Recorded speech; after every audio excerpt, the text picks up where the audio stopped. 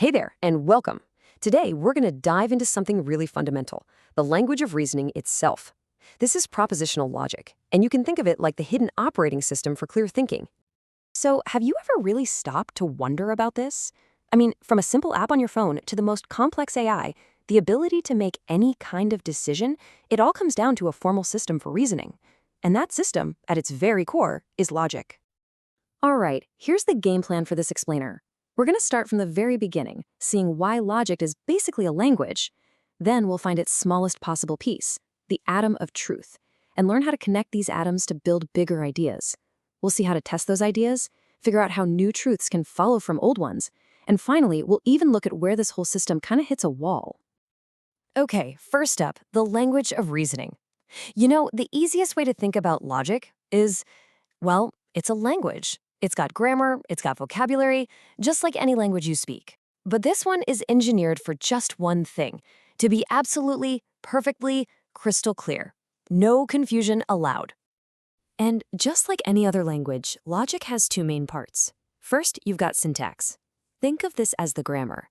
It's the set of rules that tells you what a valid sentence even looks like, what symbols you can use, and how you can put them together. And then there's semantics. This is where the meaning comes in.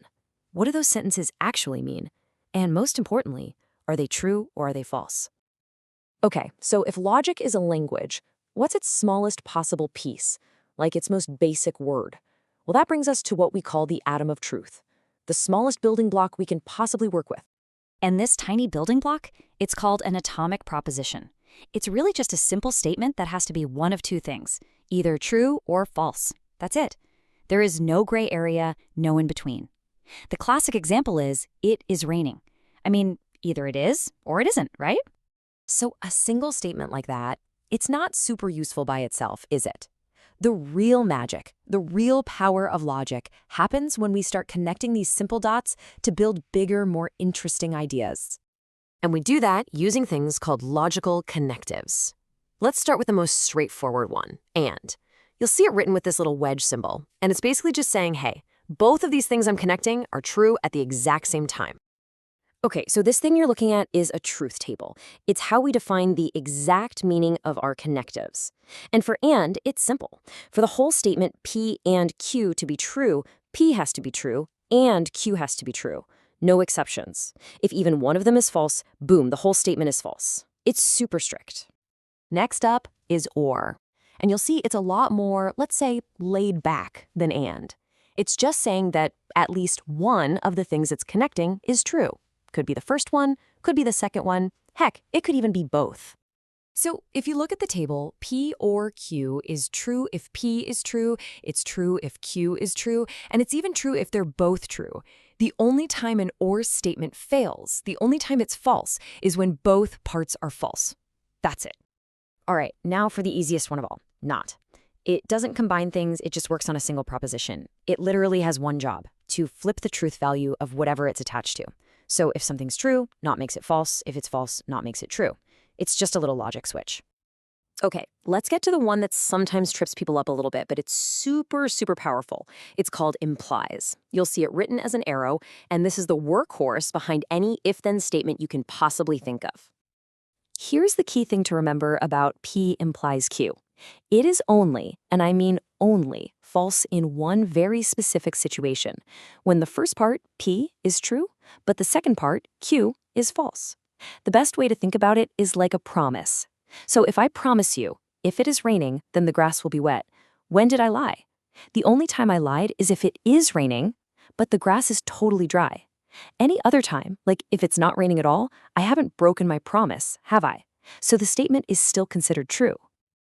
Now, what's cool is that from that one if-then statement, we can actually spin off a few related ideas. If we flip it, we get the converse. If we negate both sides, we get the inverse. And if we flip it and negate it, we get the contrapositive. But here's the kicker. Only one of these, the contrapositive, is logically the exact same as the original statement. That's a huge deal in proofs and arguments. So we've seen these little truth tables for our basic connectives, right? But their real power is that you can use them to test any logical statement, no matter how ridiculously complicated it gets. This is the truth table test. So you might be wondering, how big of a table do I need? Well, the formula is actually super simple. It's just 2 to the power of n, where n is how many different little atomic propositions you're working with. So say you have 3 of them, P, Q, and R. You'd need 2 to the power of 3, which is 8, rows to map out every single possible combination of true and false. All right, so we have our atoms of truth, we have our connectors, we know how to build complex sentences and test them. Now we finally get to the whole point of this, the real payoff, using what we already know is true to figure out new things that must also be true. This concept is called entailment. And what it means, formally, is that if one set of statements, let's call it alpha, is true, then it guarantees that another statement, we'll call it beta, has to be true as well. Like there is no universe, no possible scenario where alpha is true and beta turns out to be false. It's a logical guarantee. And this haystack analogy, it is the absolute best way to get what this means. See, entailment is just the fact that the relationship exists. It's knowing the needle is in the haystack. It's a fact of the universe. Inference, though, that's the action. That's the procedure you follow to actually sift through all that hay and pull out the needle. It's the search. Now, propositional logic is incredibly powerful, don't get me wrong, but it's not the end of the story. It definitely has its limits, which push us to find even more expressive kinds of logic. You see, because it treats every statement like a single, unbreakable atom, it can't really get its head around big, general ideas like all humans are mortal. And as you get more and more propositions, those truth tables we talked about, they get insanely, ridiculously huge. Computers start to struggle.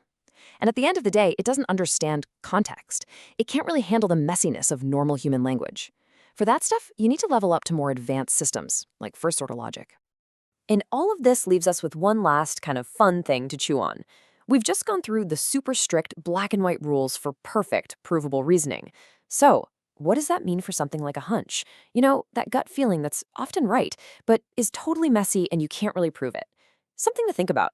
Thanks for joining me.